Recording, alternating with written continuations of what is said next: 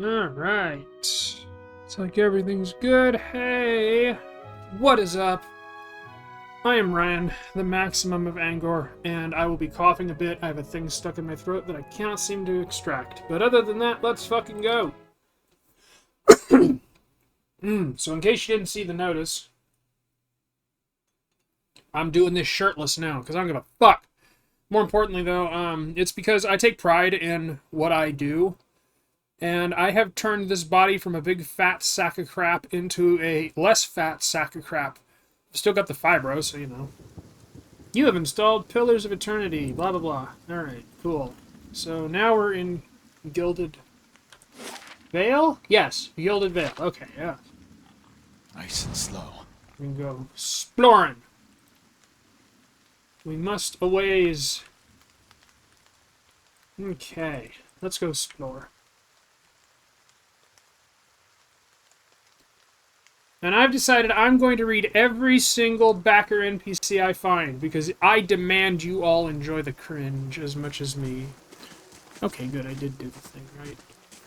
You must be one of the new settlers. Welcome to Gilded Vale. You'll be pleased to know that we've had some recent vacancies here.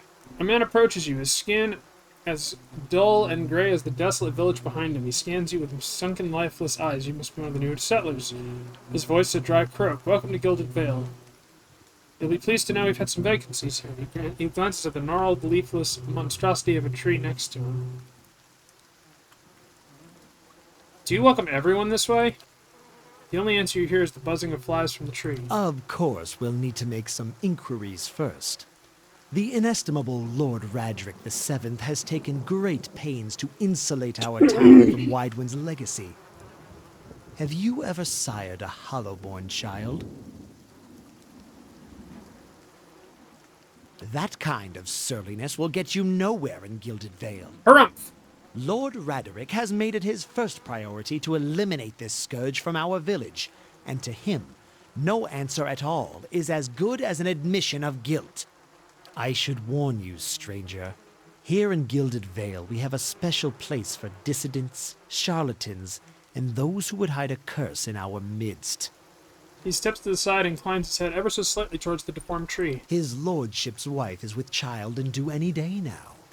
Without his approval, I shan't be able to find you a permanent settlement.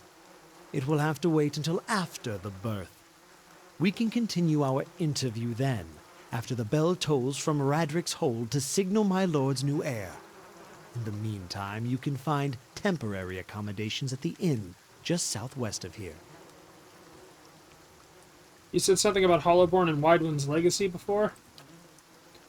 I forget you foreigners do not have this curse in your homelands. The Hollowborn have been a scourge upon the Deerwood for almost 15 years now. He lowers his voice to a whisper. Children born without souls. He shakes his head. Pitiful, dumb things that breathe barely, but do not truly live. Some to say the Hollowborn are a disease. Some to say they are a punishment from the gods. He raises his empty hands. In truth, no one knows, but they began spreading after the Saints' War, and so the name Widewind's legacy stuck in honor of that foul, blasphemous pretender. His voice shakes with vitriol. I see. Lord Roderick's decrees may seem strict at times, but he has our best interest at heart. If you have any other questions, don't hesitate to ask. It's important that everyone in Gilded Vale understand our rules. Been feeling strange ever since a close call with a Buick. Is there someone in town who could help? Whatever your problem, it sounds like a matter for an animancer. However, the only animancer in Gilded Vale isn't in any condition to speak. Consider yourself fortunate. After she failed Lord Radric, we saw to it that she wouldn't profit from the misplaced trust of others. A bad cure is often worse than none at all. Alright, just wanna make sure nobody's saying anything.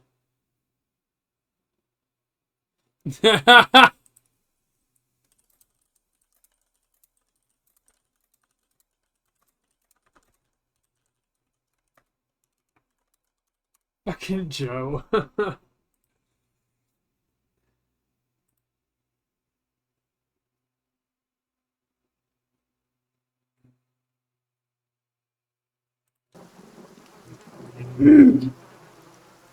But if you're set on finding a bottle of troll piss or a dead Audra pebble to rub on your forehead, you're welcome to check her pockets. A little corpse stink is nothing when you're digging for shit. My advice, however, is to be satisfied that you escaped and leave it at that.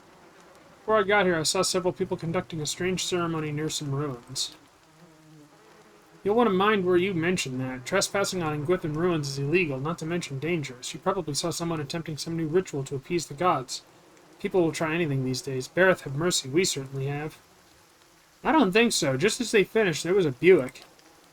If you'd been that close to a Buick, you wouldn't be standing here. Keep out of... Wong! Listen! 2 tolls. Let that be the last. 3. Gods have mercy. At least they got the timing right. It seems your arrival is ill-timed. Urget looks out at the east, his expression unreadable. He blinks slowly and turns his attention back to you. 3 bells toll only for the death of a Radric. I fear Lord Radric's heir is lost, or else Hollowborn, and so lost all the same. You should tread carefully. Circumstances have changed a great deal. Does this affect the Lord's offer to new settlers? I can be sure of nothing right now. I advise you to get some rest, the inn or a stable for all I care. Find me afterwards. I'll know more soon enough. What happened? I will know more details when the messenger arrives. The vagaries of childbirth, perhaps, but that is not your concern. What do you mean? Damn these lungs. You come to us at a time of mourning. The legacy has struck the heart of Gilded Vale. Our efforts to redeem ourselves in the eyes of Bareth must be redoubled. Bro, I'm a priest of Bareth. Fuck off.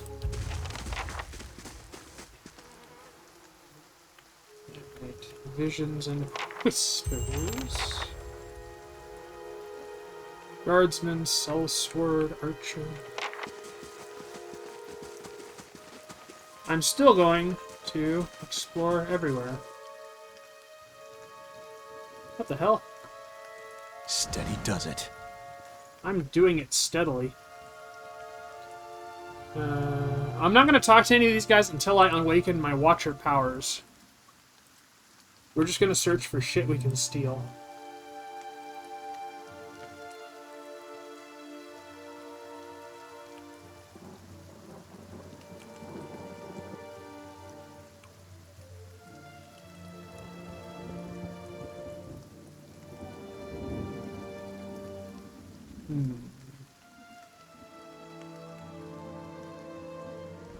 No, it's Aloth.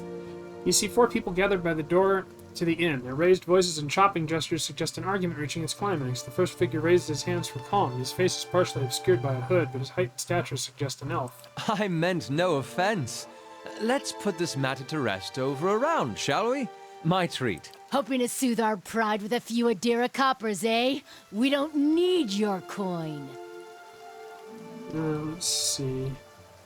The others, 2 folkmen and an elven woman, don't look convinced. The woman crosses her arms and spits at his feet. Ooh, fight!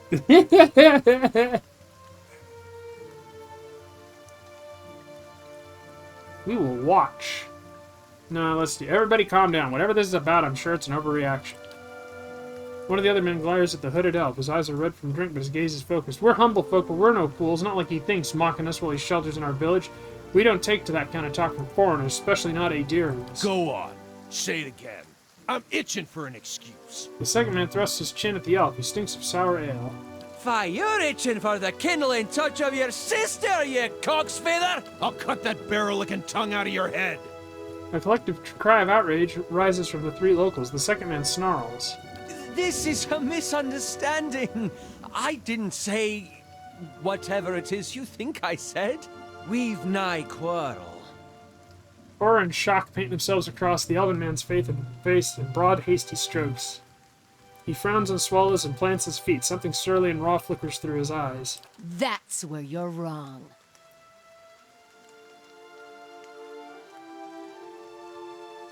I don't think attacking him is such a good idea. And why is that? If someone's baiting you as obviously as he is, it's generally wisest to walk away. You look at each other. One of the men gives the other 2 a warning shake of his head before turning to you. We're done for now, but this one better watch his step around here, because we're not going anywhere. With a final scowl at the elf, he turns to leave. Harumph. As the three stumble away, the elf turns to you, the tension almost gone from his smooth face. Not quite how I hoped to get to know the neighbors. Thank you for your timely assistance with that awkward situation. You're welcome. Courtesy is a rare pleasure in these parts. Though your accent suggests that you are no more local than I. He straightens his hood, and you note the remains of fraying embroidery on his clothes. His boots are caked with the dirt of many months' travel, but the leatherwork beneath is sturdy and fine. Well, I suppose introductions are in order after that little fiasco. Aloth Corvisor, at your service. Tell me about yourself. Well, I'm a wizard by training, and an adventurer by necessity. I was born in the Seathwood, part of the mainland of the Adir Empire, and both of my parents served the nobility, which afforded me an education for which I'm grateful. However, there were no open positions in those houses, and so I decided to seek new means in a new land. And how exactly did you come to be here? I was traveling with a caravan, but we were separated near some ruins. In Gwithan ruins? Oh, those can be dangerous places during the best of times, which these are not. And half the locals would arrest you for trespassing, and the rest would kill you outright. I'm curious, what exactly did you find there? A man must have his secrets. Very well. What are you doing in Gilded Vale? An excellent question. I came looking for fresh air and cheap land. Instead, the magistrate gave me directions to the inn and a story about the local lord's expectant wife. But I take it that's a familiar tale. Like you said, I'm also, and you, like you said, I'm also a settler. Indeed. In that case, welcome to Gilded Vale, a true refuge from civilization. How'd you manage to cross those three drunks? I'm afraid that was a matter of misunderstandings and mistranslations. It doesn't help that people in these parts remember their war with Adir like it was yesterday.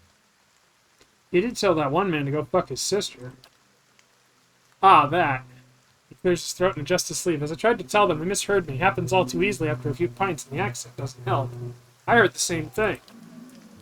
For just a moment, he looks as if he's about to say something else. His expression brightens with mischief, but before he can speak, he forces a tight smile, biting his lips so hard you expect to see blood. Finally, his face relaxes and he shakes his head. I should speak more clearly next time. My apologies.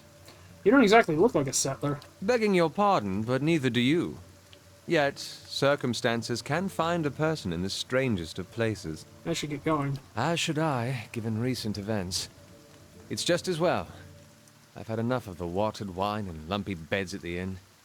They say even the owner tired of the place. Just up and left one day. It explains quite a lot about the upkeep. Perhaps I could join you.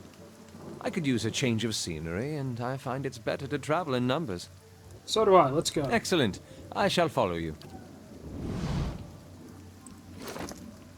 Alright, Mr. Aloth. Overseeing. Lightly enchanted. Custom decoration. Adir's style. The torso is more heavily reinforced with black sleeves due to Adir's hot weather.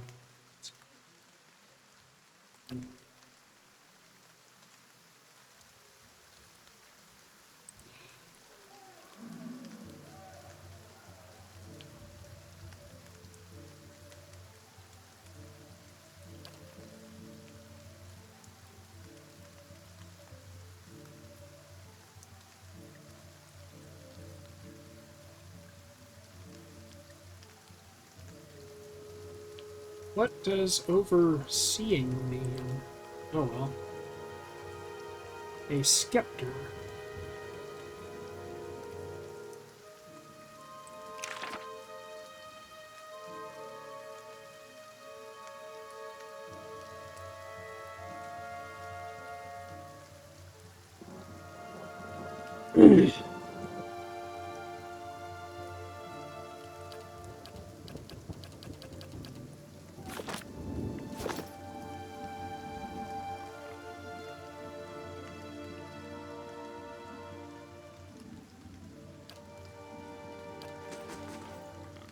Now let's see. Tell me about Adir. Been gone for more than a year now, but I suspect I will always think of the forests and fields of Adir as home. With thousands of years of history and tradition behind us, there's a sense of dignity and responsibility that comes with that. Of course, there's baggage as well. Our imperial past is still fresh in the minds of many, as you may have noticed here. Has it been difficult to adjust to the Deerwood? People here are informal, hot-blooded. His mouth twisted in a wry smirk, more attentive to insult than to duty, but as long as one avoids provocation, it's easy enough to get along. He steeples his fingers. I've gotten accustomed enough to keep my thoughts to myself anyway. How long were you in Gilded Vale? He shrugs, fidgeting with the hem of his sleeve. Not much longer than you. As you saw, it was hardly the haven it had been advertised. Any thoughts on what I should do next? Well, you're in charge here, and as far as I'm concerned, any place is better than this place. Fair enough. Sure. I shall be discreet. But will you? But will you?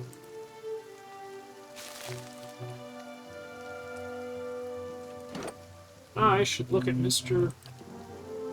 Alof.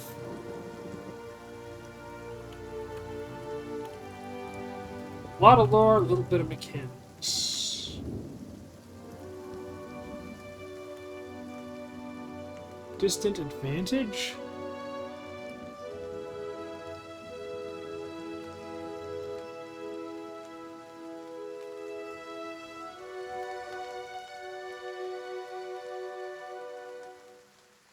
I'm rational.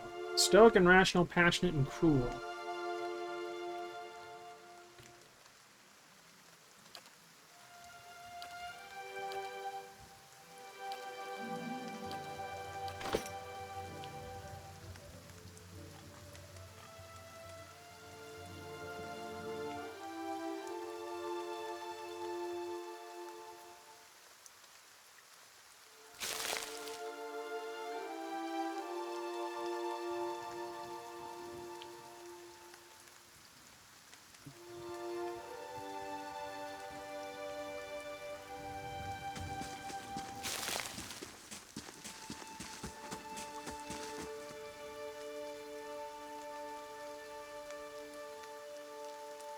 We're going to explore the outer side of this. A bunch of queues. Must get all supplies. Hey, there's one. Oh, cool. I can see them on the thing.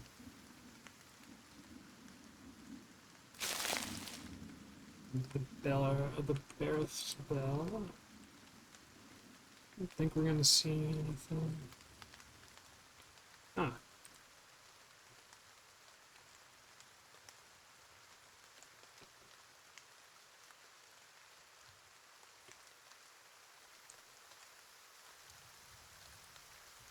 Well, now what's all this, then? We know there's more grain in there, Trumbull. We won't settle for scraps while you grow fat on our crops. Muffled shouting emerges from inside the mill. The first of you drunkards comes through that door gets a shot between the eyes. God's here, Miss Swain, or I'll put you down like a dog. Come away for now, lads, but we'll be back, Trumbull, and we'll have fair prices, or by the flame we'll have a reckoning. What's all this?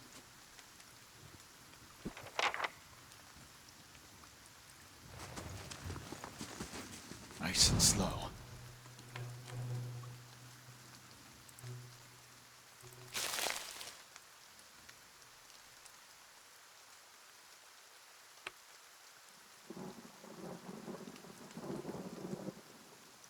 Hey, it's daytime.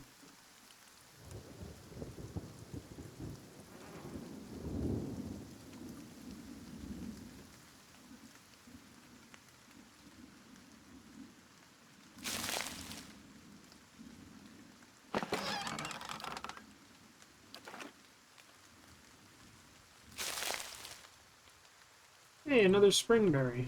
Bonzer. I know I saw something.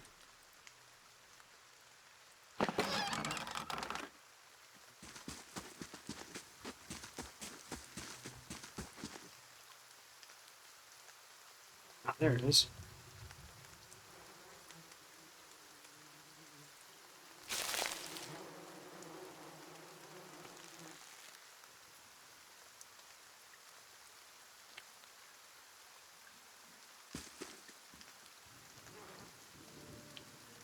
So now we must rest in the inn.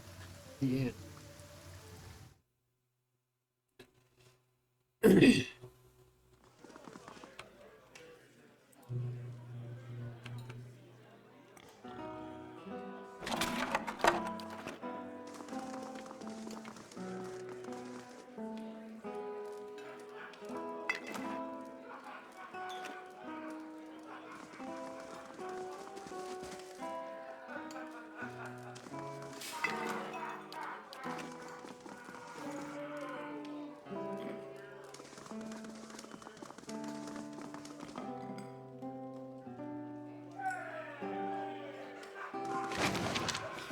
Ooh, fan of flames. Development of a Crucible Knight. Senior ranks.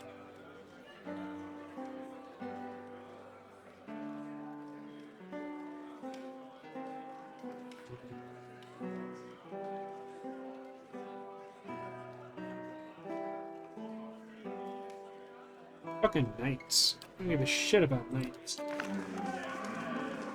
Let's see. You were talking to that guy. Hail and well met. Don't know who you are and don't much care. Keep walking. We're not here to chat with foreigners. Careful. Looks like they're cut from the same cloth as those rowdies who attacked me. Smells like it, too. I saw you outside the mill. What was that about? Well, someone fancies themselves a meddler, eh? What's that about? It's about Trumbull thinking he's king of the town on account he's got the mill to his name. Dwarf's jowls quiver with rage. It's about him barely giving us anything for the wheat we bring him and then cutting our purses when we try to buy grain. It's about farmers going hungry while some bastard gets rich off their crops. That's what it's fucking about. Now shove off. I'd go talk to him for you.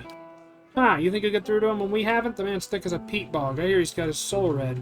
Found his kin who used to grow some sonred trees for their Adrian lords up until they figured out their side was losing. Explain why his knees still ache to bend whatever lord or lady crosses the road. He'll be holed up in that mill for days, the coward, but here, if you want to give it a shot, then good luck. We'll owe you if you manage.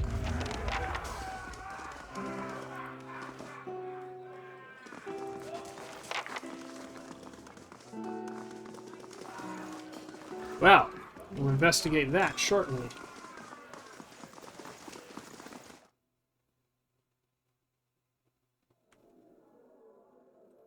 Nice and slow.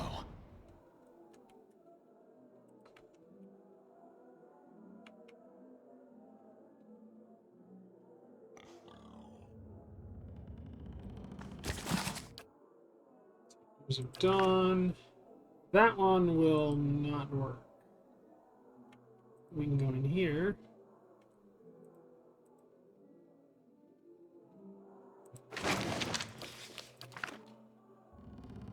I'll have it in no time. The work of a moment.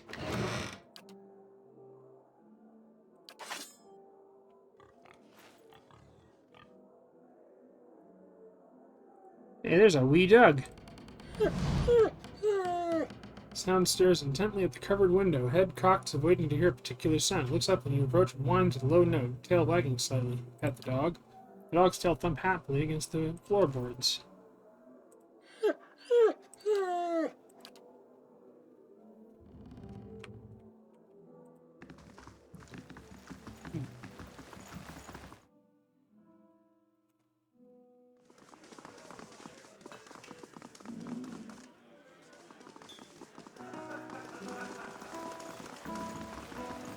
How do you do?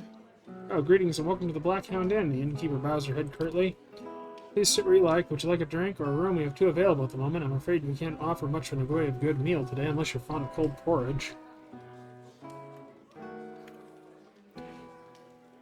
Only serve porridge? Hayloft looks at you and shakes his head quickly. It isn't by choice, I assure you. We used to serve some of the finest meals in the Deerwood. We've had a damnable run of luck. It's been a bad season for the crops and we're running low on supplies. I sent Tenforth up north to stock up. He's our cook, you see, an artist with a good roast. But it's been days since he was supposed to return and we haven't seen any sign of him. I've only just taken over from the last owner myself. I don't know what I'll do if he doesn't turn up. I could try to find him for you. Really, I'd be grateful to you if he did. If he was traveling through the Valewood, it's probably nothing, a broken wheel, but I do worry. You seem safely home, and I think everyone here would sing your praises. Nobody much likes my porridge. What's the story with the dog? Oh, that poor thing? She's still waiting on the old owner of the place. Thing is, I don't think he's coming back. It's been a long time now. We tried our best, but with things how they are, we don't have much attention to spare for a hound. More about the Black Hound. Really? Well, let me see. The actual building's been here for years, but Black Hound's fairly new. We get a lot of new faces in here, too. Fewer than we used to, I'll admit. I used to work the tables, actually, until the old owner up and left. Nobody's sure what happened to him. Even left his poor hound behind. That's the name, see? The Black Hound? It's still sitting upstairs pining for him, that poor old gal. The place ended up in my hands somehow. My very own inn. A lot of hard work, but it's been worth it so far. What do you got for sale? Short on goods, but we gotta have more soon.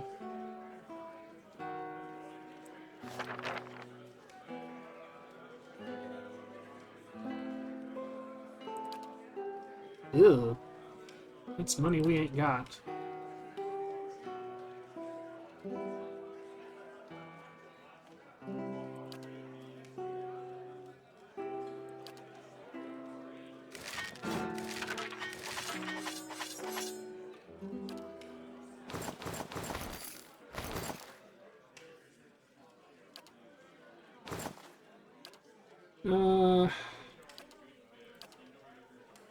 Aloth needs heavy armor. Nah, he can keep his good armor. I'm still gonna grab that though, just in case we need it.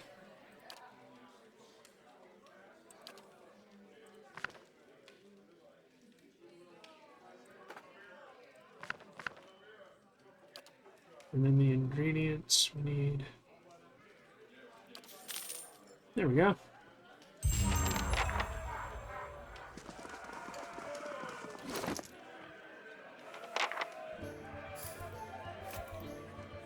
We need heavy armor, or heavy items. Well met, friend. We do need a room.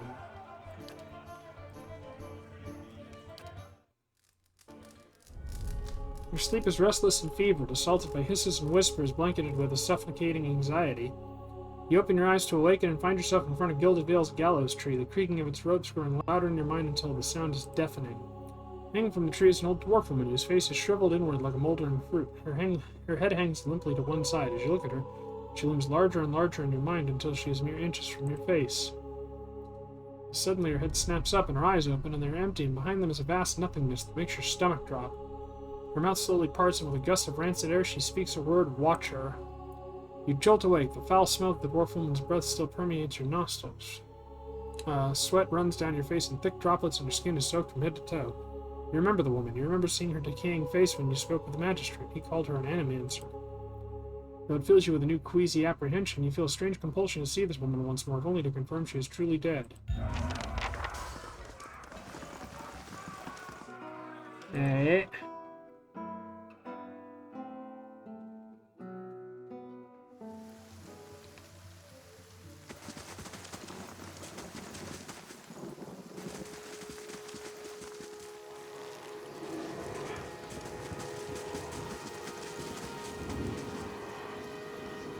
Were you looking for someone in that tree? I could introduce you.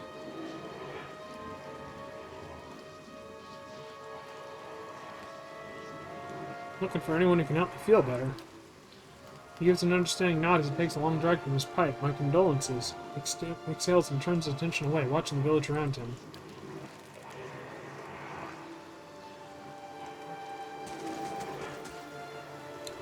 The squat, distended body of an elderly dwarf woman dangles from a thin, crooked bough that sags at the tug of her noose. The bloated purple flesh of her neck, worn away in patches like moth-eaten linen, bulges over the rope that suspends her, and her lifeless head lolls forward rigidly from one side to the other when the breeze shifts. You perceive a faint glow around her that casts no light on its surrounding, but there's a tepid warmth to it, and you feel somehow that you could reach out and touch it. Not with your hands, but with some aspect of yourself that has no worldly dimension. Reach out. You take a deep breath, clearing your mind, focusing on your objective. As you exhale, you feel yourself spreading out toward the hanging woman, perceiving all that lies before you in her with new, unfamiliar awareness. Once you have expanded enough to reach her, there's a sudden jolt to your mind, a ringing electric surge of images and words and sounds. Involuntarily, you shut your eyes and feel yourself being pulled down to some deeper consciousness in a space occupied only by you and the hanging woman. When you open them again, she is staring at you with eyes clouded in a milky fog. Her body still swaying in a wind you no longer feel from a tree that stands planted in a misty void. The woman gives a slow nod of her head, the rope creaking as she does so, and she smiles at you. Have you come here for me, dear? Or have you gotten lost? Ah, it is both, I think. Yes? Am I imagining this? No, I think not. A pity that. It would be simpler. A mercy, even. To not have to wander anymore, no? Alas, we are here, you and I, wherever here may be. Are you able to speak to me? Is that what we're doing? Perhaps it just seems that way. Perhaps it is the easiest way for your mind to make sense of it. I think it is a very good choice. I need to understand something that's happened to me. That's annoying. She nods, a look of pity on her face as though consoling a child. The world looks a little different than it used to, is that it? Feels like you're noticing things for the first time that have always been there. You have seen past the shroud. It only takes an instant. Your soul remembers, yes? Remembers how it sees when it leaves the body, like being reminded of a dream you had forgotten. You are a watcher now, and a watcher you will stay. What's a watcher? What indeed? Long hours have many animancers spent studying such things. Not I, though. Not I. I'll tell you what I know, though, since fair is fair, and here we are visiting, you and I, and it reminds me of better times.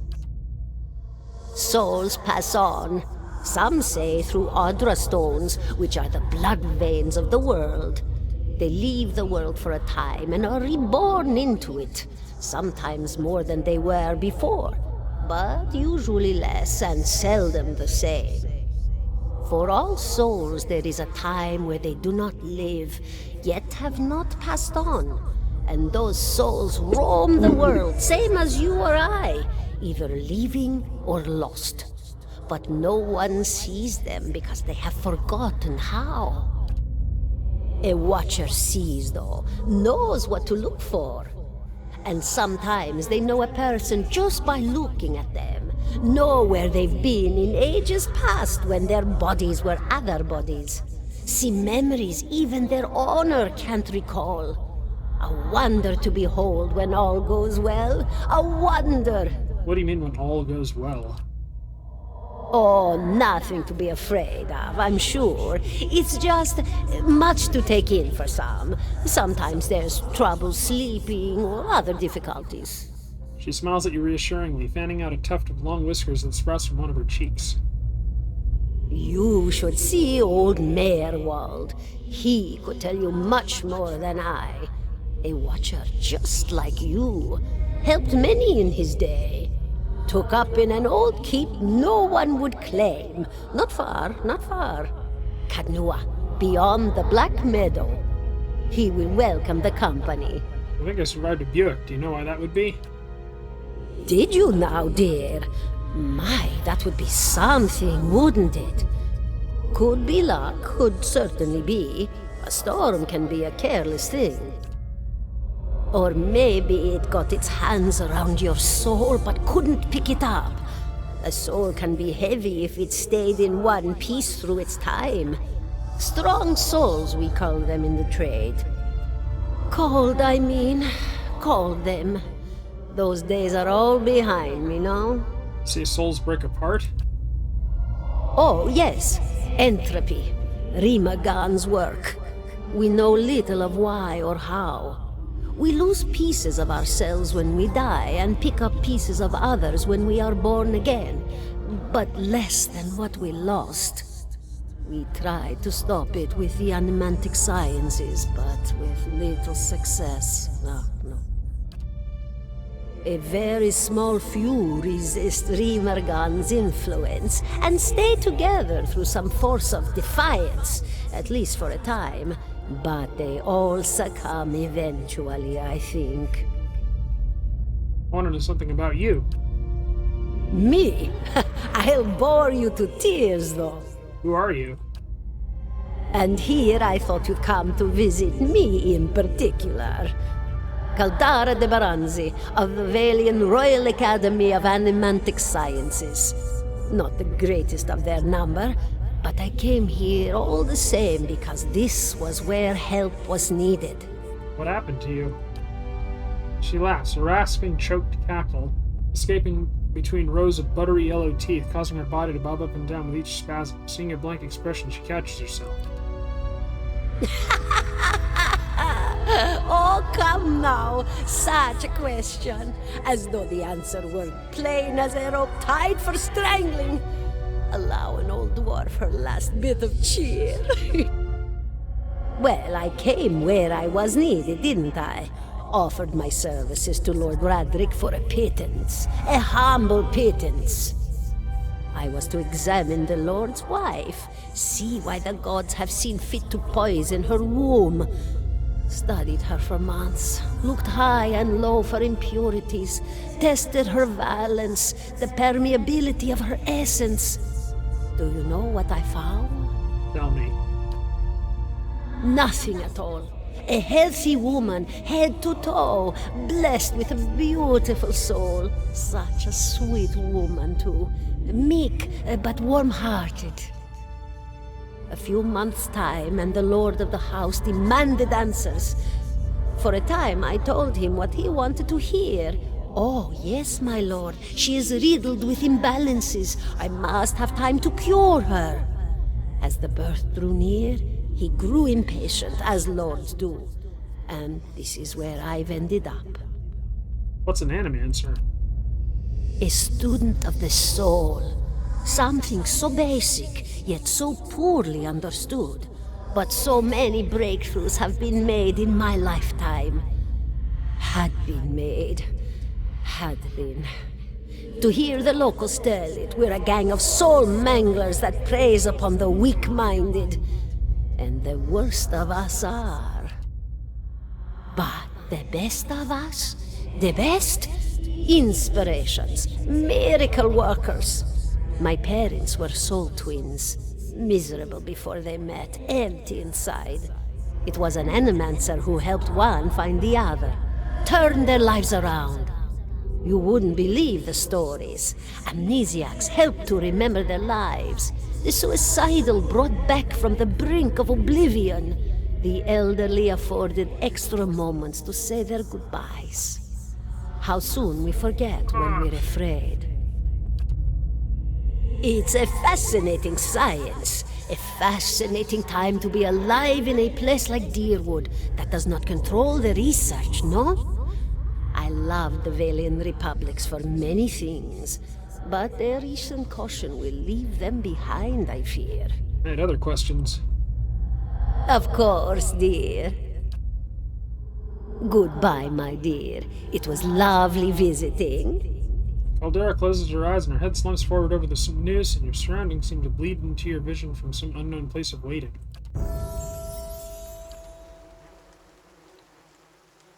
Are you alright? You seemed lost just now.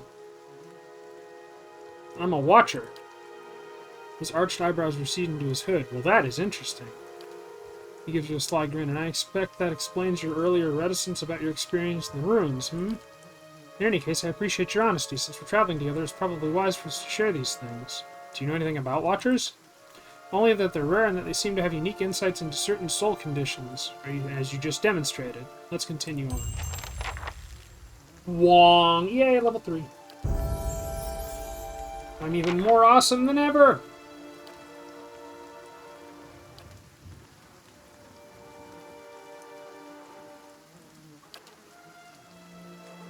Oh. Oh! I get new things. Consecrated Ground. Divine Mark. Holy Power. Iconic Projection. A slow-moving energetic projection of the priest's faith, returning endurance to allies and inflicting freeze damage. Instill Doubt. Taps into subconscious uncertainties, reducing speed. Prayer against infirmity. Repulsing Seal. Restore light endurance. Suppress affliction.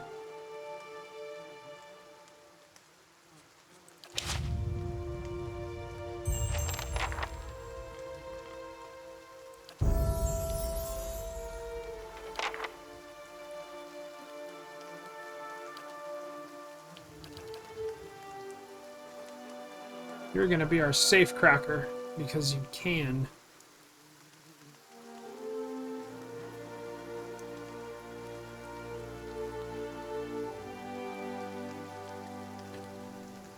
Trying to think of who else we get.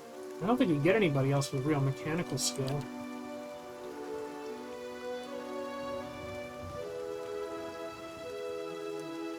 Ooh, mirrored image is probably good. Duplicates.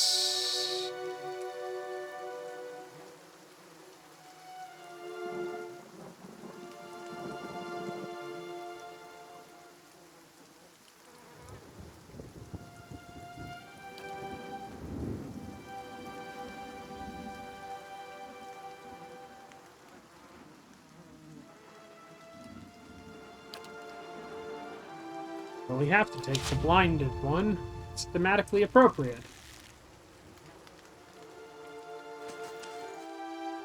The smell of pipe smoke, at once earthy and sweet, winds its way to your nostrils. Your eyes trace the smoke to its origin, where you find a broad man with straw-colored hair leaning against a mossy rock wall. His pipe held to his lips with one meaty hand. He looks you directly in the eye, but the look is not aggressive. He regards you with a peculiar smirk. 17 and a half. Well, could be 18, depending on how you count the dwarf woman. I'm sorry? The dwarf woman. You were trying to figure out whether to count her as a full person. I think you oughta. What are you talking about? The people hanging from the tree. 18 of them. Well, last I counted, anyway. Is that what you people do for fun around here? Name's Adair. Though to the people around here, might as well be 19. Don't think I'd put you much higher than 22, 23 tops. You look like the sort that likes to get involved. What makes you think I was interested in the dwarf woman? He looks at you a moment. His brow arched, his smirk broadens. I was smoking over here, saw you staring at her. Twice I refilled my pipe. You never so much as blinked. Your mouth was so slack I took you for a Radric at first. Impossible, I don't drool half as much. So you're already familiar. Still, you'll have to forgive my curiosity. Around here, we prefer to turn a blind eye to our dead. Do you know what a watcher is? Careful, friend. Best not use that word round here. Could be any number of Radric bootlickers within earshot. Ciphers, animancers, watchers. Same thing in the eyes of folks around here, Radric especially. They come through these parts all the time with their cures, preying on the desperate. None of them are who they claim to be. Of course, seeing you with that funny look, I'd be halfway inclined to believe you were having some kind of communion with that dwarf. Either case, maybe I'm not 19 after all. No offense. Then take it. Good. They don't mean it personal when they hang folks here. I have to remind myself. The town's had it in for me for a long time now. Only fellow who ever stuck up for me, well, he's number 18 up there. My headman on the farm. Used to be my captain during the war. War? Saints' War. Only one in my lifetime. Fella decides he's the living carnation of Aelphus. Overthrows Red Ceres, marches on the Deerwood, so we gave him a Deerwood and hello. What's a Deerwood and hello? We blew him up. He smiles at this, but it's the smile of one recounting a joke for effect rather than enjoyment. Who is Aelphus? God of rebirth and redemption. Formerly, anyhow. Maybe they call him something different where you're from? I had other questions. I got time. Why was your headman hanged? Got involved. Redrick sent men around here the other day. Said they had it on good authority someone in town was working with Kolsk, planning Redrick's overthrow. Said if he didn't come forward right then and there, they'd hang every last one of us. No one was coming forward, so Swithin, that's my headman, he steps up and says it's him. They took him at his word.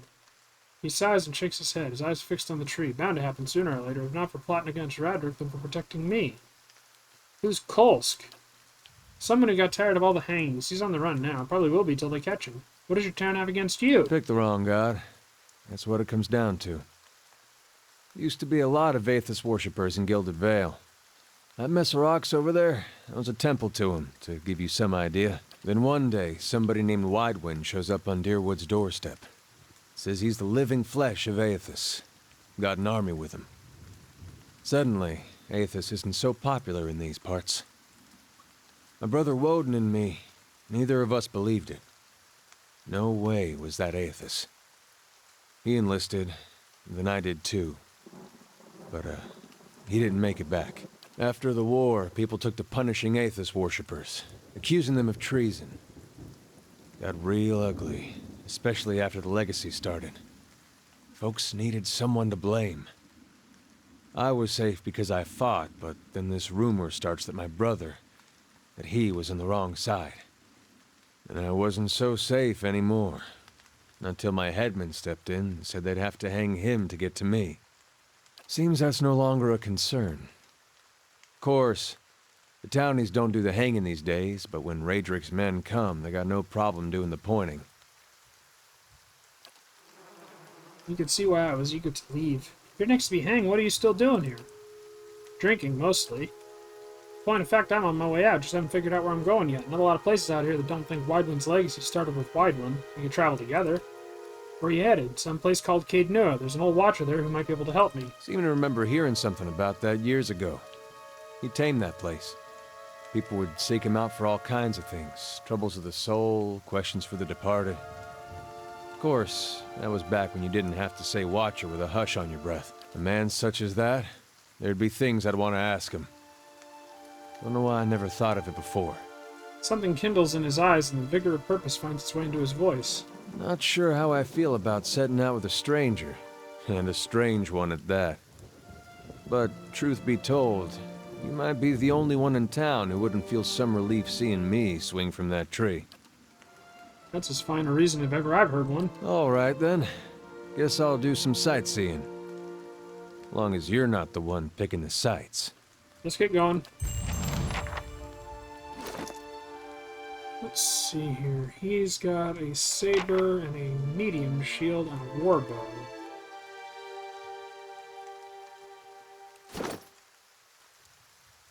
Third level fighter. Athletics. Survival, Saints for armor.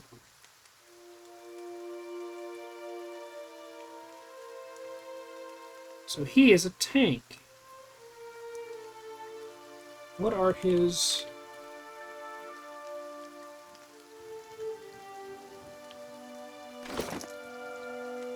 accuracy? 34, 28, 30.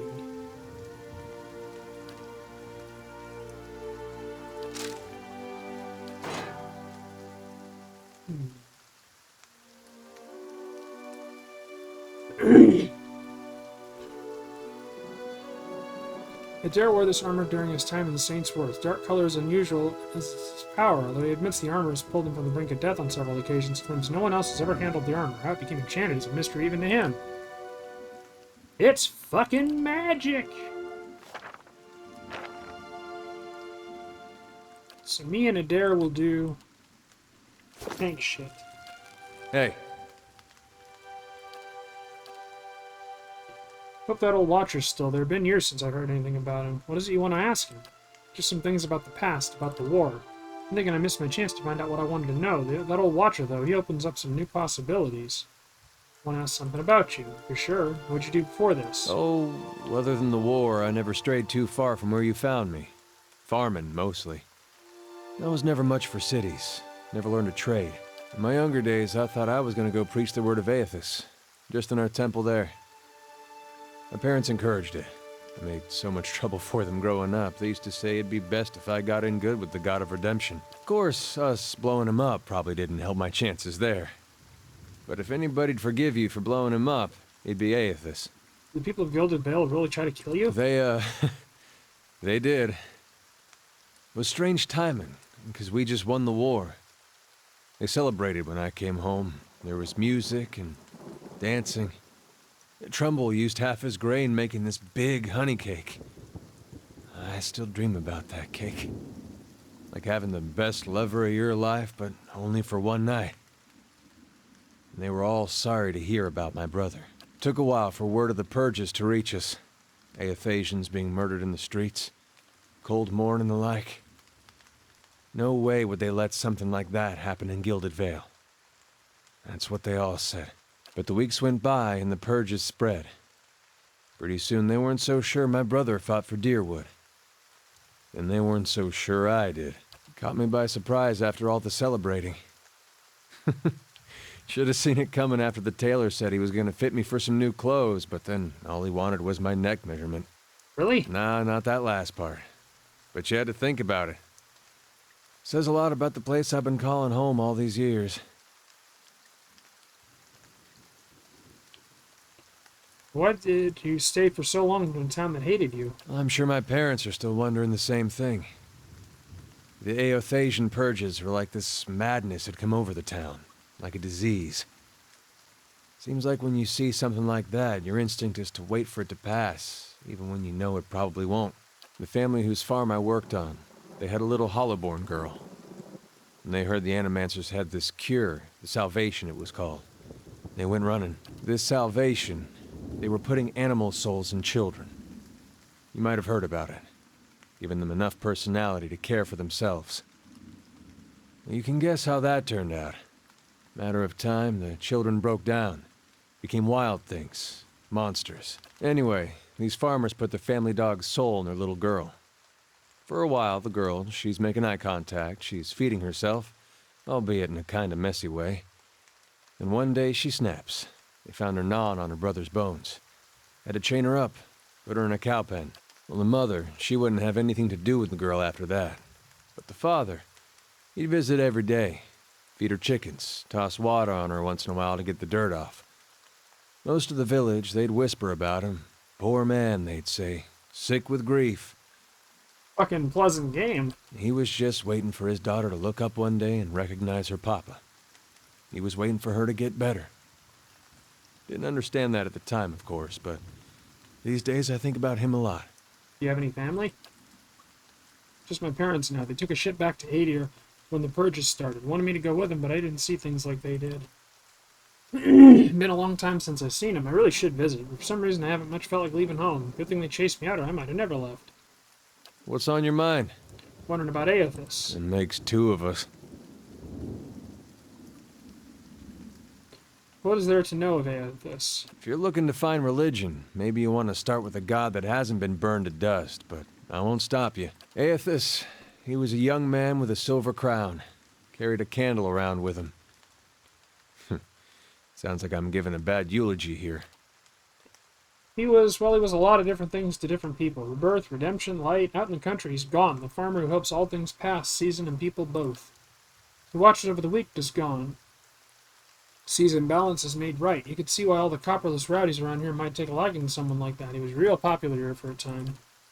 These days, you won't find too many worshipping Aethys in the open. It's hard to know who still does, and in private, and who's given up. Feels like I'm the last one sometimes. If that's the case, he deserves all the mourning. Do you still worship him? In my way. I don't suppose he expects me to show up at his temple these days. Not much left to do for him other than keep his memory alive and keep hoping that he's just been playing a joke on all of us these past 15 years. As far as I know, he hasn't said anything to anybody since the Godhammer detonated. Why worship him then? Well, if it turns out he's not dead and I gave up on him, I'd have betrayed my god twice. Even the god of redemption's gotta have standards. I'd probably be reborn as a fat owl-mouse horse. That's not really it, though. Not all of it, anyway. I guess it's more I still believe in the things he believed in. I just hope his death doesn't mean the death of those things as well. Sometimes it looks that way. Why'd you choose to worship him in the beginning? Raised that way. My family's been Aethasian going way back. Suppose it wasn't much of a choice at first. Don't know for sure why my family started worshiping him. Probably because of Gon looking after folks like us. Could just as well be that my ancestor did something so bad only Aethys can forgive. It'd explain a lot of where I got some of my less respectable traits. Did you really only worship him because that's how you were raised? Mm-mm. There was something I genuinely liked about Aethys. Always. Like he understood people better than the other gods. Knew all our flaws and weaknesses and accepted us for that. Folks are at their worst when they're afraid. A god like Aethys, he made you realize there was nothing to fear. Made you a better person. Of course, he goes away for a few years, and look what happens. What made you think Widewind didn't speak for Aethys? Was his actions. Not when he started his rebellion, and not even when he took over Raed Saris. It was when he sent his armies into Deerwood. Up to that point, he was sticking up for his people. That's what Aethys does. He's the gone part of him. Those farmers were starving and their governments didn't lift a finger. I figured it wasn't Aethys himself. At least he had the right idea. But then he sent armies across the border, even crossed it himself in the end. Word was he was chasing refugees that escaped the rebellion. Wanted to punish them and punish us for allowing them to live here. That didn't fit for me. Those are the deeds of a vengeful god, Skane or Wotica maybe. Or just a man who lost his sense. I still have trouble believing it. But there's no one left to ask if it's all true. Tell me about the purges. You sure you don't want to talk about something more pleasant? Like the War of Black Trees or the Legacy or something? It's eye-opening seeing just how naked you are when you've got no god to protect you. The Saints' War was a hard time to be a dear wooden. People thought it was the end times. They talked big about how we're going to defeat a god. But I don't think there was a man from here to the White March who didn't think he was going to die. It does something to you, though, thinking you're going to die at someone else's hands. There's a rage that comes, indignation. Imagine a whole country full of that. Might have been Cold Morn that started it. Town near the border. They let Widewind march right on through. Rest of Deerwood cursed their names till the end of the war. Some say it was the Aethasians there that persuaded the town not to oppose the army. Others said it was just cowardice. It was like the legacy that way. No one knew the real reason. They just picked whatever one suited best when they wanted to believe. Either way, that town was burning before the first ashes of Aethys hit the ground, and it felt good to the people here to be in control after being so helpless, so the fire spread. A lot of us Aethasians went the way of our god. There were claims from the Church of Mogren that she'd actually commanded the purges. I found that hard to believe. Sounded to me like people doing what they wanted, wrapping their god around it like it was a cloak. And then again, that's what I thought about Widewind. What's on your mind? Let's keep moving. Alright, so now we can talk to all of the, everybody, really. So let's work our way around. We'll go counterclockwise. Nice and slow.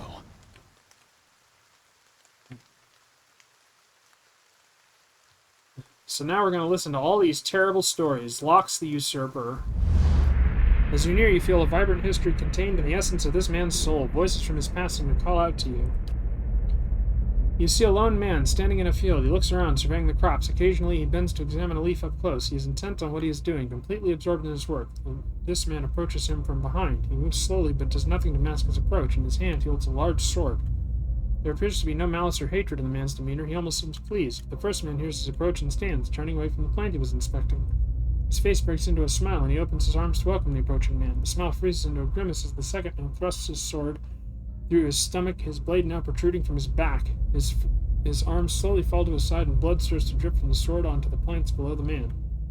As the first man crumbles to his knees, the second one pulls the sword out, a tear slowly falling down the cheek of his still smiling face. Clink. You see a small group of people gathered around the ruins of a house. The destruction continues out from the single dwelling through the entire village. Not a single building still stands. Rubble is scattered everywhere. One of the men in the group leans over something in the debris. It's this man, younger, barely more than a boy. The man reaches out and shakes the boy by the shoulder. The boy makes no sound and doesn't respond to the man's disturbance. The man looks up at the other members of the group and shrugs, standing to rejoin his friends. The boy suddenly sits up, eyes wide. He scrabbles backwards away from the group, looking around in horror. The group moves towards him in unison, eliciting a yelp from the boy who tries to move further away.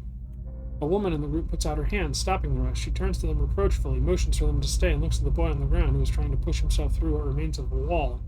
He seems unaware that he has even stopped. The woman slowly moves toward the boy, hands out, speaking in a low, calming tone. For a time, the boy doesn't even hear. He just closes his eyes and braces himself against the wall, expecting violence. Eventually, the woman's words work through the fear, and he hears her. He opens his tear-filled eyes and stares at her. She holds out a hand to him. He looks at it, seemingly confused by the offer, and hesitantly reaches out.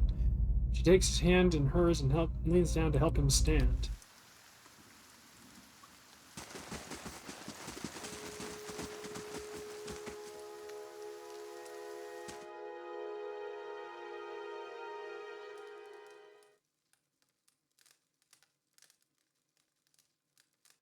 I'll see what I can find.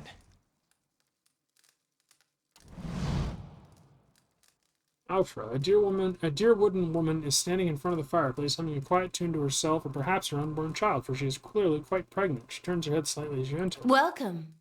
Well, finally, I was starting to think, oh, I'm sorry, I was expecting someone else. Can I help you? The woman makes a startled noise when she turns around and sees you and gives you a cautious smile. Nice cat. Alfra smiles brightly. Oh, thank you. She's a sweetheart. Keeps the house clear of mice, too. I just arrived in Gilded Vale. I thought I'd get to know the locals. Were you with one of the caravans? She looks at you hopefully. Master Odema's by chance?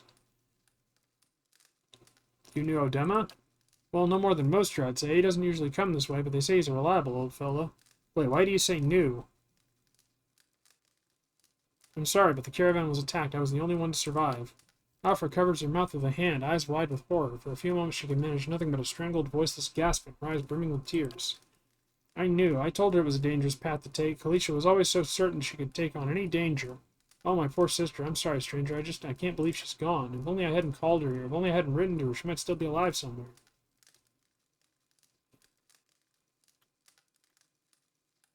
Why'd you send for Kalisha?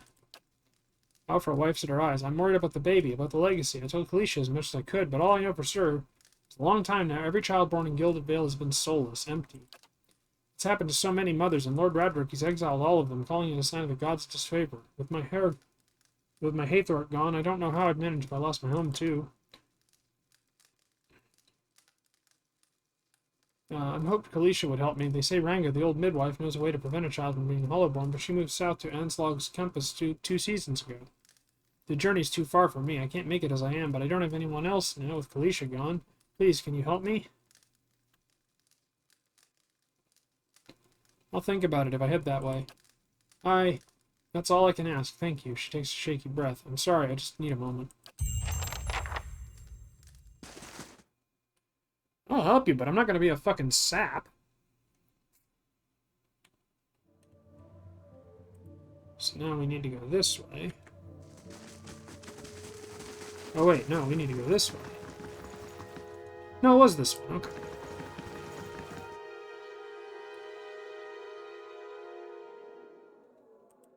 Hello, wee dog. Sorry, girl, I don't think he's coming back. Dog whined softly again, head tilting. Well, you can come with me. Maybe we'll find him on the way. Dog's ears perk up. It trots over to you and barks happily. You've gained an item. I much prefer the dog to the miniature giant space pig.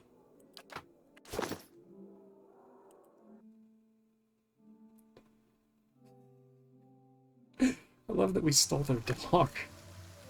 Lol. Laying low.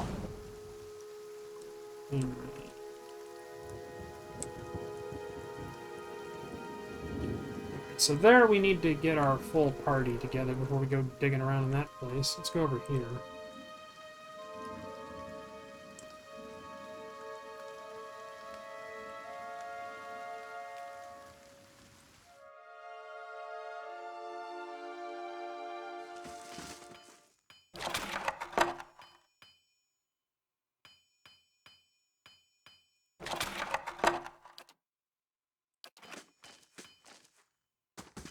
I don't know what the hell we grabbed, but...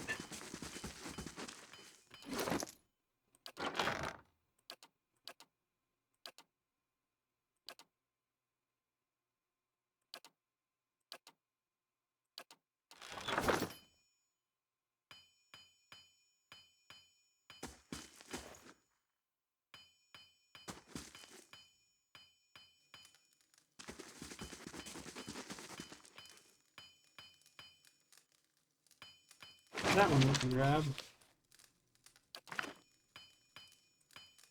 The bellows sigh into the furnace and the coals burn brighter still.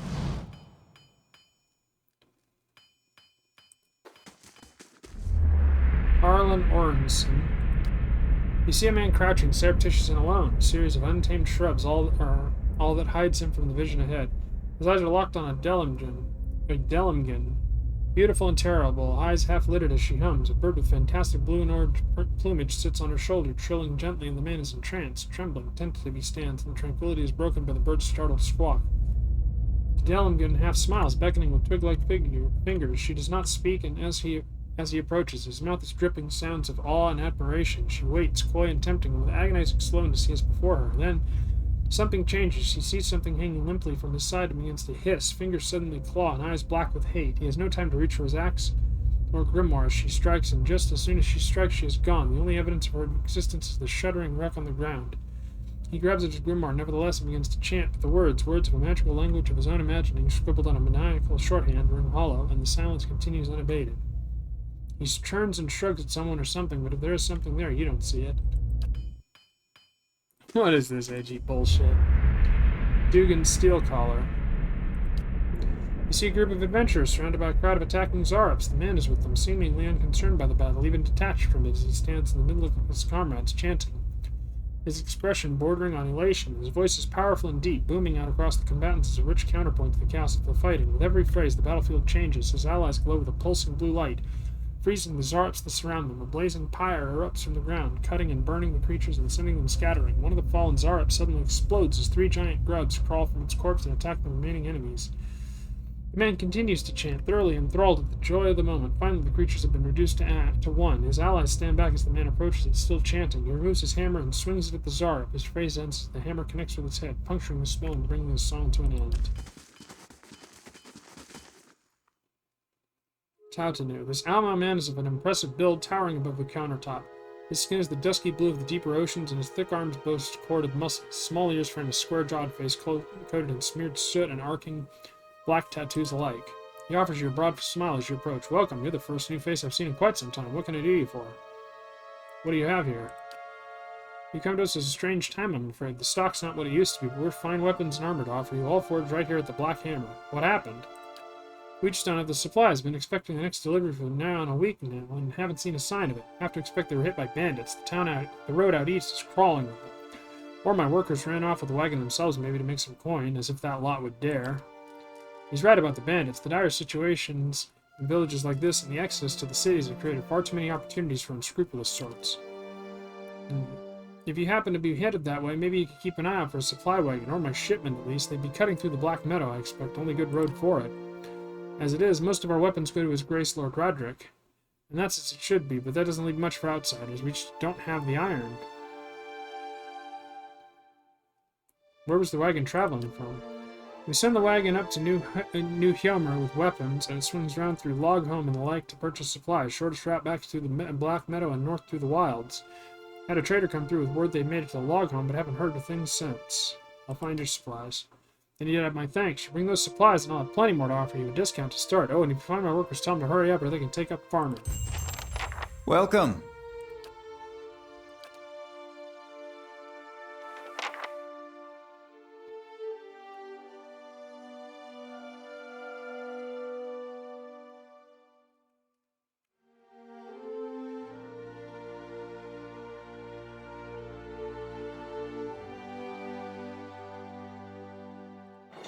Supplies!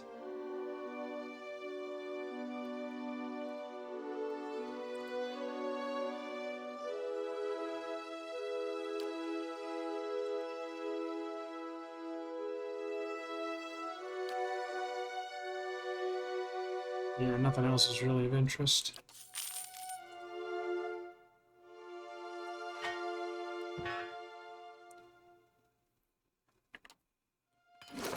But at least we got some supplies.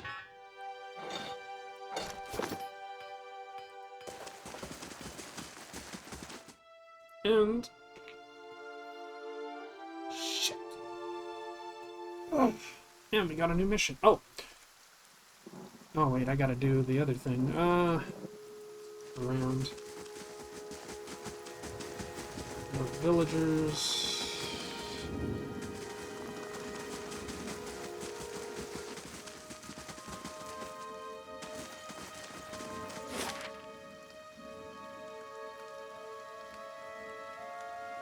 New,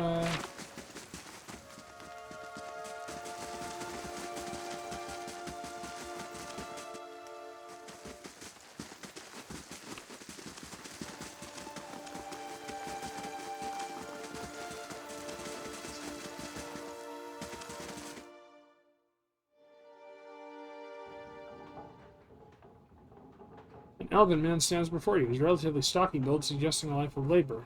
His face is pale and drawn and his eyes wide. Behind him, a younger man and woman exchange worried glances. The miller raises a club as you enter. It shakes violently in his grip. Back if you value your life. Put that down before you get yourself hurt. Trumbull only raises the club higher. I mean it. I wanted Swaymer and his lackings threatening me in my own mill.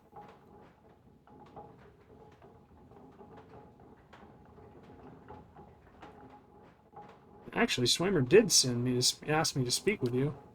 Looks to his son and daughter, and they shift nervously in place. Speak with me? What for? I've already told him I can't give him what he wants. Now he ropes some stranger into harassing me on his behalf?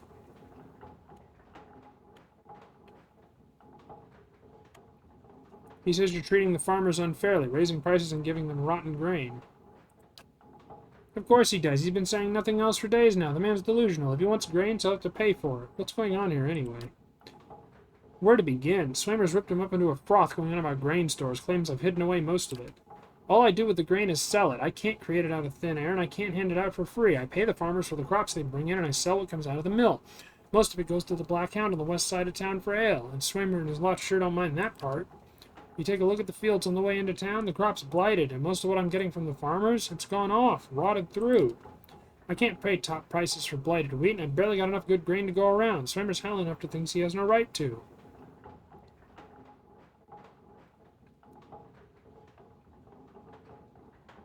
That sounds like a pretty clean story for a pretty messy situation. It's not. Look, Swainer's always been a rotten bastard. With stores so limited, maybe I save the good stuff for people who deserve it. Alpha, for instance. She's expecting a child. Should I let her starve instead? Do the villagers know about the grain supply? Some. The innkeeper, for instance. It's better not to worry anyone. I'll be trading for supplies soon enough. We can just keep things calm until then. We'll be in the clear. The innkeeper? I wouldn't drink the ale, is all I'm saying. If you don't want these people in here with torches, maybe you ought to stop lying to me. I'm not... Look, it's no lie. The stores really are low, and with so little grain going around, I had to raise the prices for some people. There are folks in this town who deserve far better than Swainer and his lot, people who have done more for Gilded Vale. Like the magistrate? I can't do anything about that. That's just how it works. Maybe things are different elsewhere. Here, Raedric's men, they keep the village safe, so they eat well.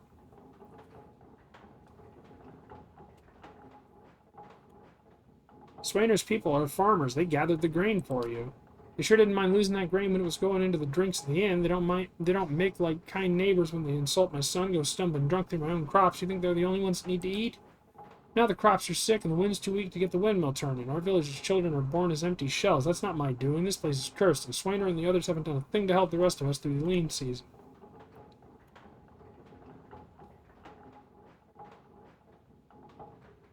What do you mean? Swainer, the rest, they've always been troublemakers, loud, drunken fools. That woman with him, her soul traces back to Dearden, that wretched brigand, and it shows. We have good people in this town, people still hanging on to what's left of it. They deserve a little more, that's all I'm saying.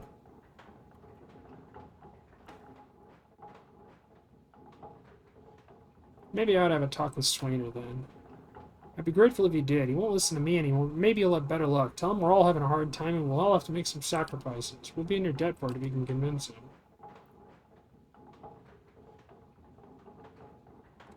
I'll see what I can find.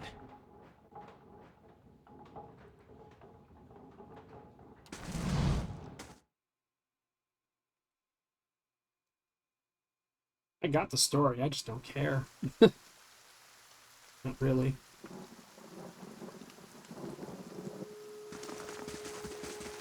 I shall be discreet. Is there a house? Ah, there's some more. Doran Chamberlain. You see a large crowd gathered in the middle of a courtyard. This man stands in the midst of them, a cloak pulled over his head, holding it closed around his neck. The crowd is congregated around the platform, and they all watch, transfixed, as a man is led to the platform, flanked by two city guardsmen. The man is shackled hand and foot, but carries himself as a nobleman, not deigning to even glance at the crowd. The cloaked man pulls his cover closer around his face and turns to leave, hunching over to avoid being seen. A crier on the platform unrolls a parchment and begins to read, but the man pays no attention.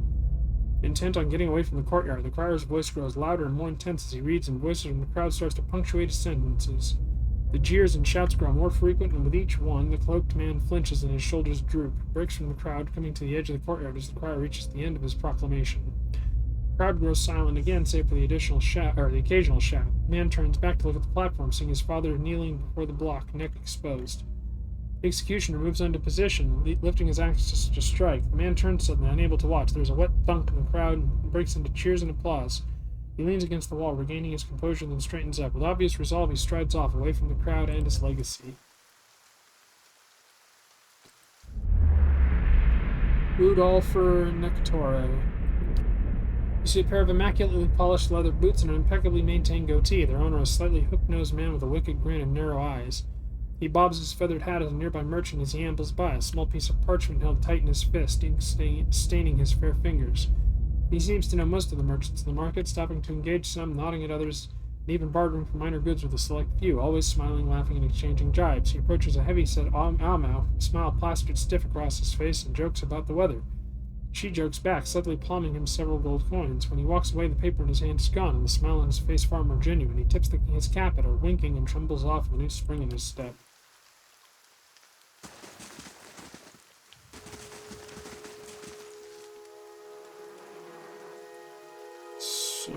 Oh, shit.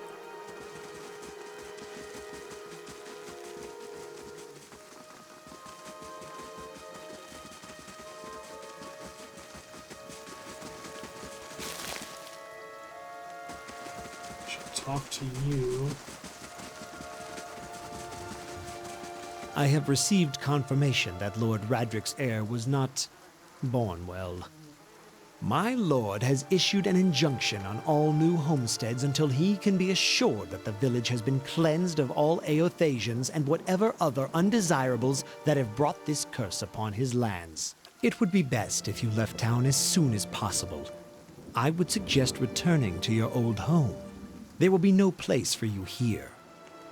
You may stay at the inn until you can make the necessary arrangements, but I would not advise remaining long. I expect Lord Radric will be most thorough in his efforts to purify this place. This is outrageous. I came a long way.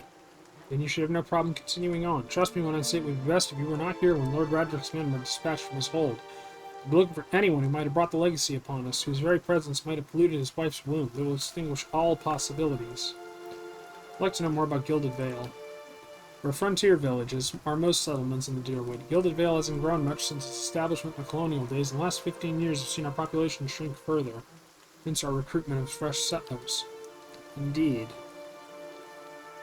Why has Gilded Vale's population been shrinking? Wideone's legacy, of course. Many women have had a difficulty bearing healthy children of late. A few years ago, Lord Radric decreed that no mothers of Hollowborn are to be allowed in Gilded Vale. His lordship dealt swiftly with objectors. He may be harsh, but if it purges us of the curse, is it not worth it? Tell me about the ruins. That's what's left of the Temple of Aothas. Lord Roderick's forbade worship of the dead god after the Saints' War. It's been abandoned for 15 years, but there are plans to rededicate it to Berith, the god of life and death. Abandoned because some nice lord decided to pull it down because he was scared of its god even after it died. Berith's a good choice, though. I like it. Berith believes in cycles. I like to think what happened to that temple will get repaid someday, too. Tell me about Lord Radric. He comes from a line of nobles who have defended these lands since Aedir times. Radric II was an early supporter of Deerwooden independence during the Revolution, and the current lord's father perished in the Saints' War. Hollowborn began appearing in the Deerwood shortly after the war's end. Lord Radric has taken it upon himself to purge the curse from Gilded Vale. His missions have been severe but necessary. Unfortunately, it doesn't appear to have been enough to protect his heir. The Saints' War? Our age's most egregious example of man's madness. 15 years ago, the people of Raidceris decided that Wideone, their living saint, was the literal incarnation of the god Aothas.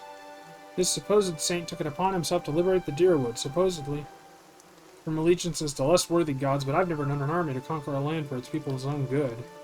The war lasted about a year, but you can guess what this year did to the worship of Aothas in the Deerwood. Lord Radric's forebears have all been Aothasians, but after his father fell defending us from those fanatics, he personally saw the temple here was shut down. Interesting.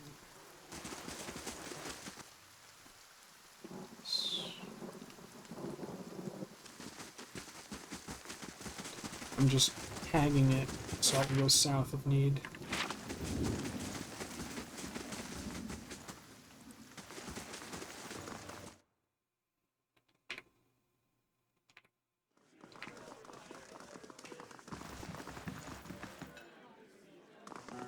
Okay, Swainer. Good day, stranger. How about this trouble with the miller? Hair off, rabbit. I haven't anything else to say to you.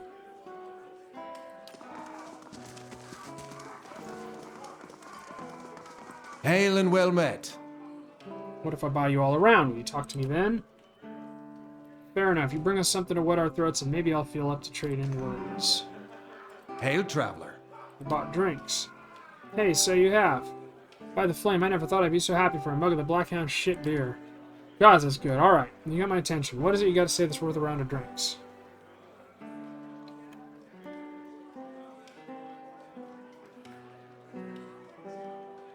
Maybe you could tell me more about what's going on. It's like I said, the miller's in charge of the carrying prices. This is their fare, but I know for a fact that folks like Alpha pay half what we do. And maybe we've been hit a bit rough with them, but what are we supposed to do? We can't keep paying. We're going to starve, and do you think Trumbull's going to be sorry about it when we do?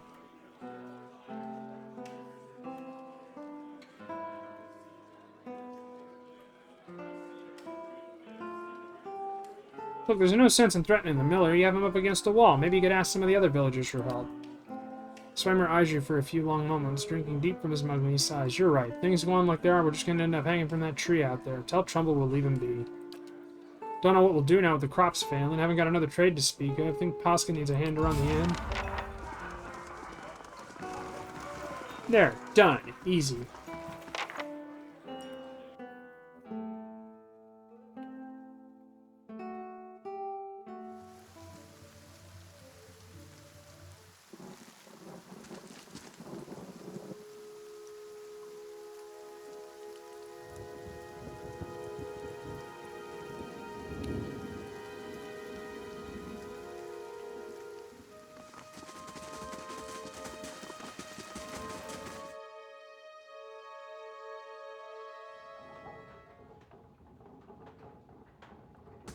Hello. I spoke to Swainer. I've convinced him to leave your family in peace. Well, that's great news. I was sure you'd get through to them. They're out of their minds with drink half the time. I owe you a great deal. Here, today is earnings to show my appreciation. And you can be sure I'll let everyone know what you've done for me. Glad to help. Now we stand a chance of getting through the year. All thanks to you. Safe travels, friend. Yay!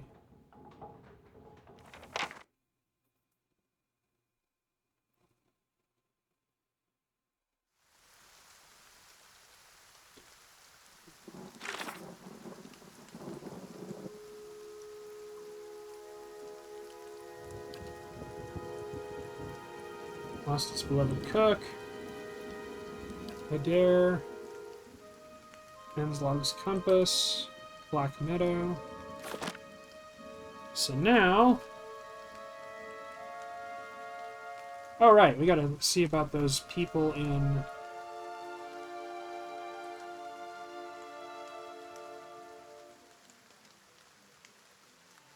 the inn. Stupid backers. The goddamn stupid immersion breaking bullshit names and writings. Ugh, terrible.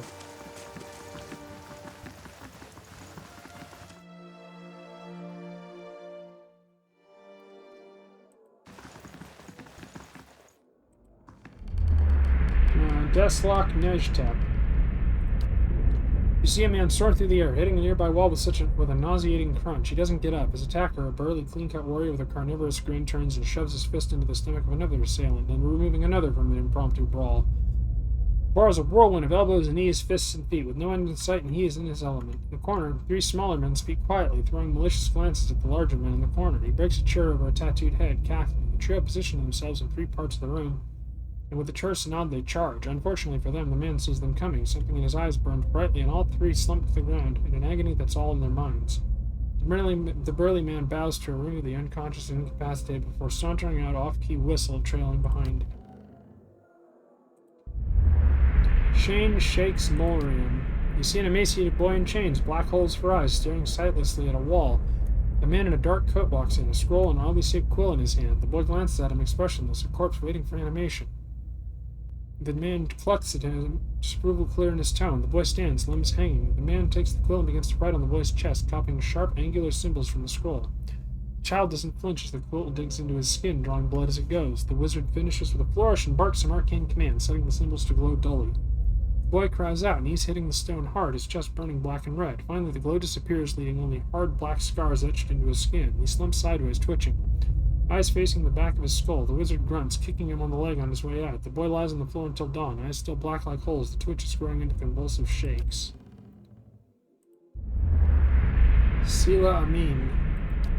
You see a long empty road cutting through two large crop fields. The air is silent, and the land seems too still for an early afternoon. The woman walks slowly on the road, leading a horse. Curiously looking around, she seems to sense something wrong but is unable to discern what it is. She stops, sniffing the air. Her nose high, her brow crinkles, and she casts about, looking for something. The air is clear, no cloud. She sniffs again, still looking around, confusion clouding her face, mouthing a single word, fire. She looks out across the fields, her confusion turning to fear. She holds her hand up to block the sun from her eyes and scans the field again. Not finding what she was looking for, she jumps onto her horse's back, fear quickly becoming a panic.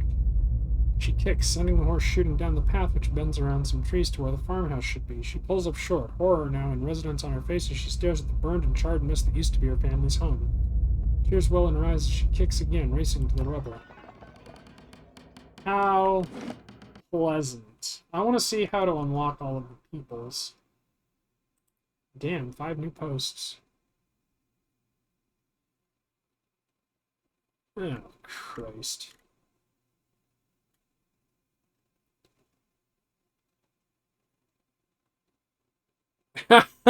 Oh, god damn it. Oh, Archer, I love you, dude. My game passed the pee test. People write to me that their lives were ruined. They forgot to pee, or they played 50 hours in 5 days before they got bored, but picked it up 2 days later because they keep thinking about what to do. I did it, folks. I created a good game.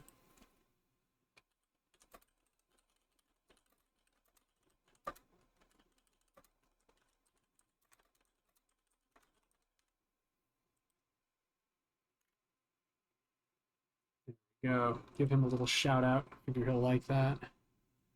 Alright, nothing there. Okay. So now we leave.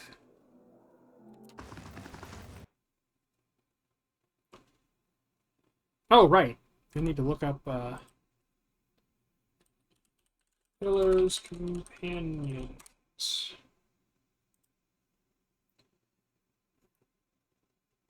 Let's see, Gildavale, Cadnua, Margham's Fork, Woodland Plains, Deerford Village, Stormwall Gorge, Alder's Gift, Defiance Bay.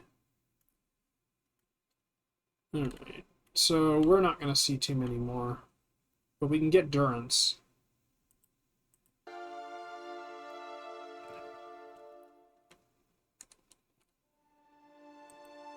And we'll eventually get Kana. I really ought to buy in for more people, but I mean, there's nothing I can really do. I don't want to spend the money, honestly. So we get Durance, and then we go back north.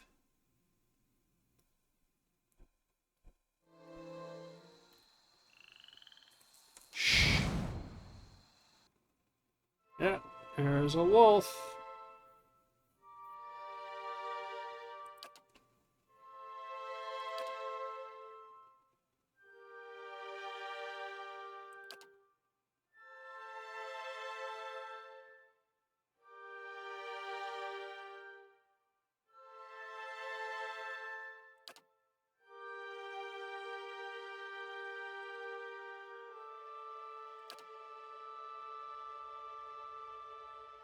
Two per encounter.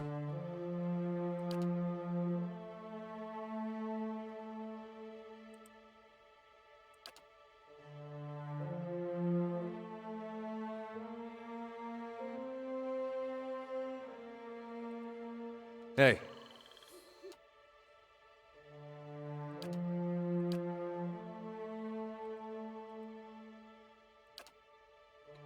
Yes?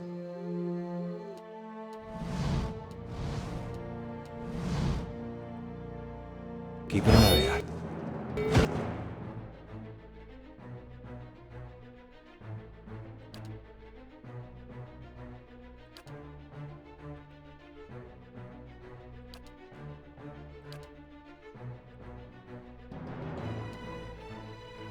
Oh, Christ. They got me right up front. How may I help?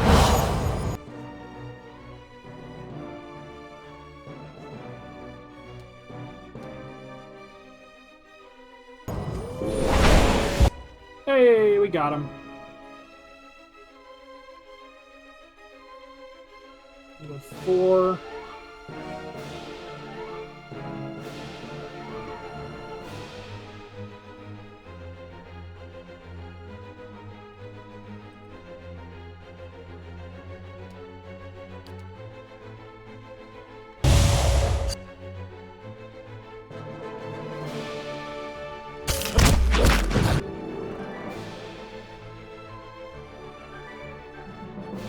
Oh shit, I think the wolf knocked me down.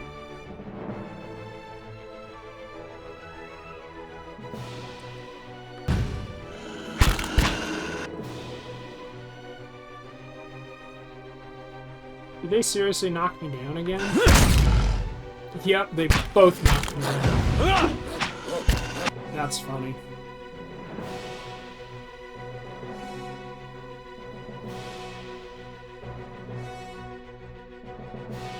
Okay.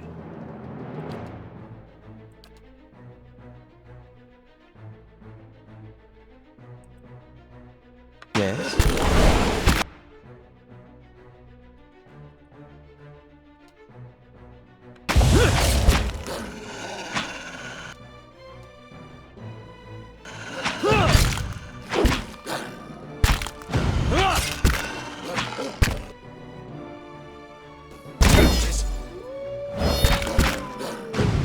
Man, you fuckers are really coming after me for some reason.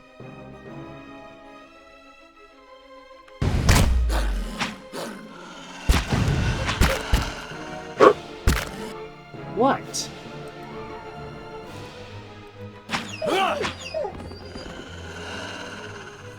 Fucking wolves. Nice and quiet. What? What? No be grumpy.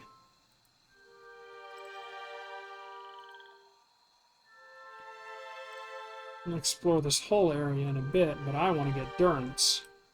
Saw you in the flames. Squatting at the base of the statue is an incredibly ugly man, with bulging red cheeks raked by pox scars and a scraggly beard. He is sweating as if he has a fever, but his breathing is measured and steady, like a slow push of a blacksmith's bellows, but the comparison feels strange and unwelcome.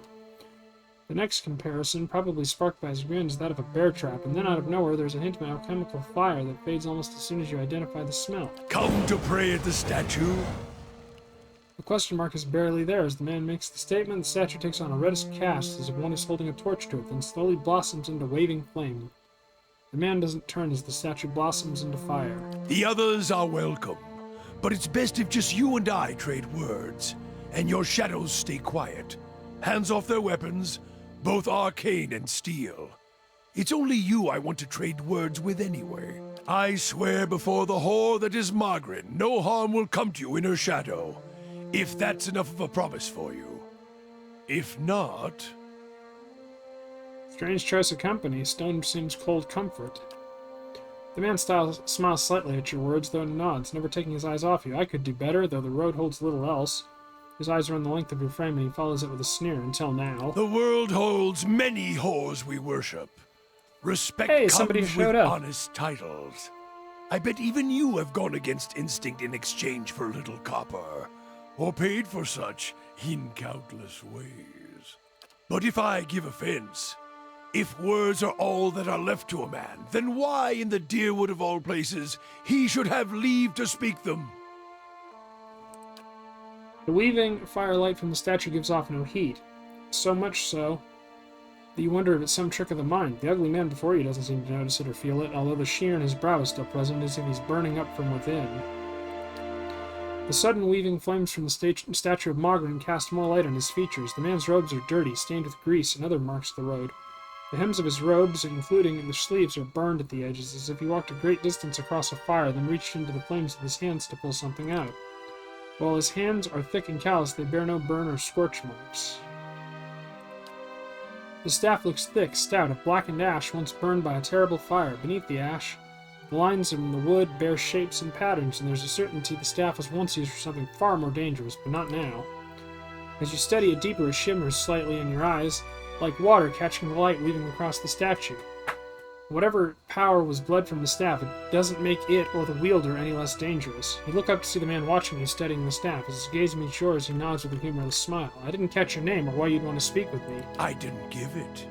You probably find names as useless as I do. The names that litter this world like debris are hard enough to wrap around the tongue. And what do they matter?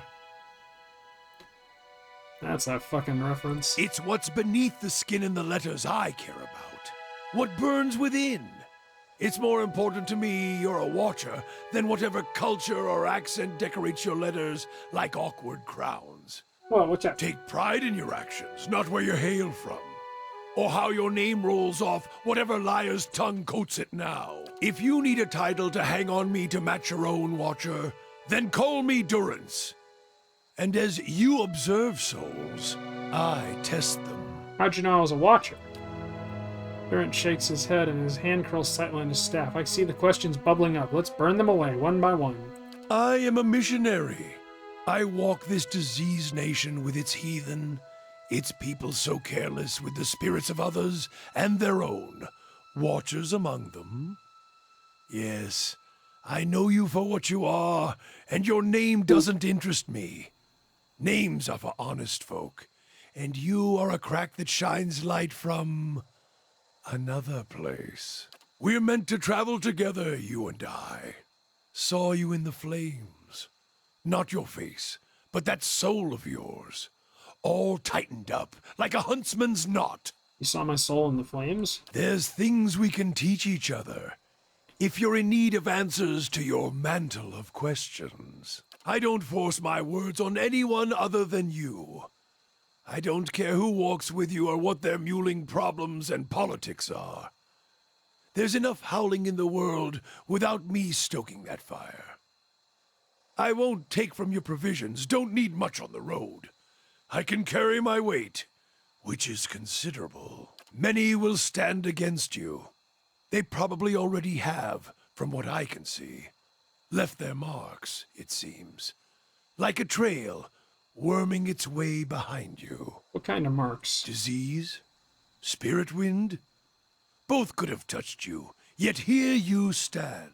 As for disease, not all of us were close to water when the pox hit, but it's no longer a passenger in my flesh.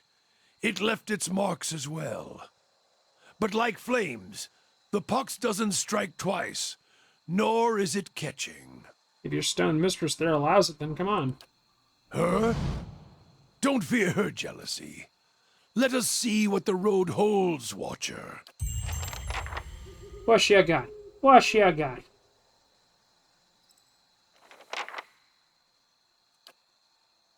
What? What? I had questions I wanted to ask you. If doubts and curiosity plague you, you're skinning your knuckles on the wrong door. Why were we supposed to meet? The why of it is you're a watcher. A watcher runs two roads of why. For me, it's more a matter of what. There was a time when I wouldn't have spared a thought for your words or even bothered with you, but now seeking out watchers is what I do, to put the truth to them, to see which one of two ways they will bend. He smiles slightly, taunting. Truth, and what kind of truth? What's up, buddy? Either you're a dry field in need of a harvest burning, he frowns for a moment, his eyes flat, or you're lost in the darkness. Either way, you can see differently from others. He gives a half smile, then his tone becomes accusing. I can tell by the way you notice the staff burst off.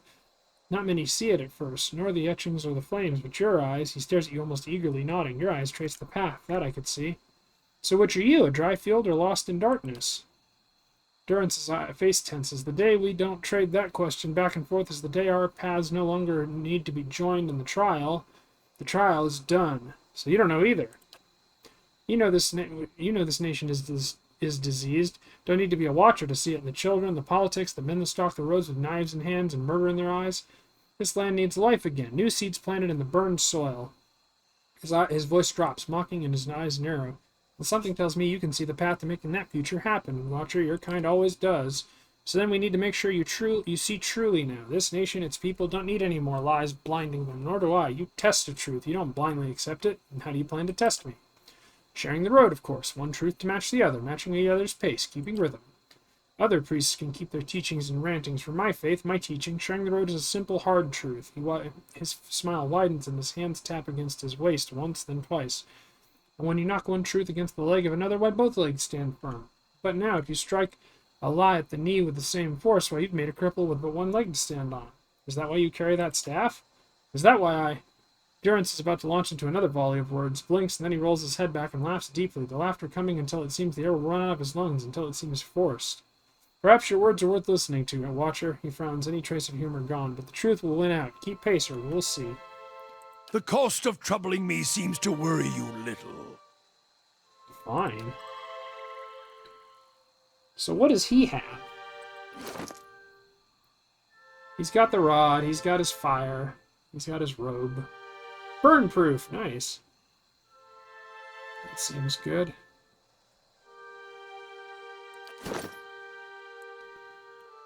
Ooh, 19 resolve, nice. Athletics, 4 mechanics. Oh, damn it! Bear's fortitude, ugh. Fighting spirit, holy radiance.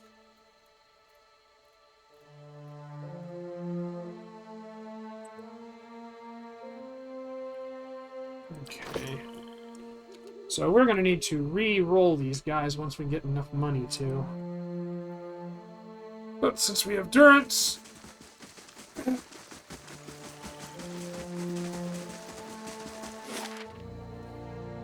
we now go to Gilded Vale to rest. God, I get it, buddy. I'll take you. Fuck. You are a pain in the ass. Don't be a butt.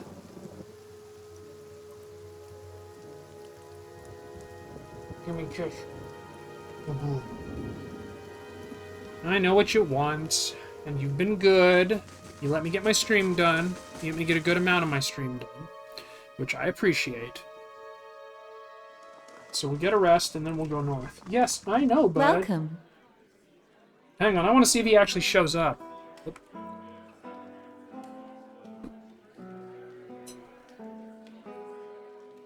Alright, hang on.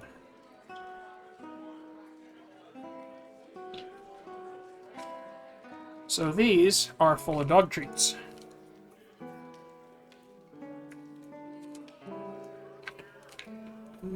I'll put you over here. Come here. Oh, give me a kiss. Give me a kiss. Okay, wait. Good boy, look at that high five. Here you go. Yes.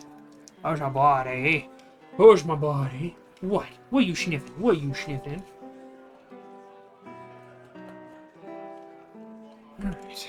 Well, let me finish this up, okay, bud? Let me finish up, and then we'll go.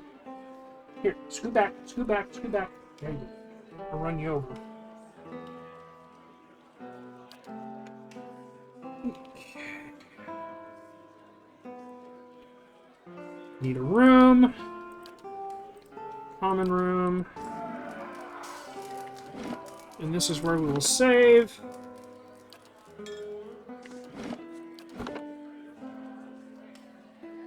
Alright, so there's that. 321.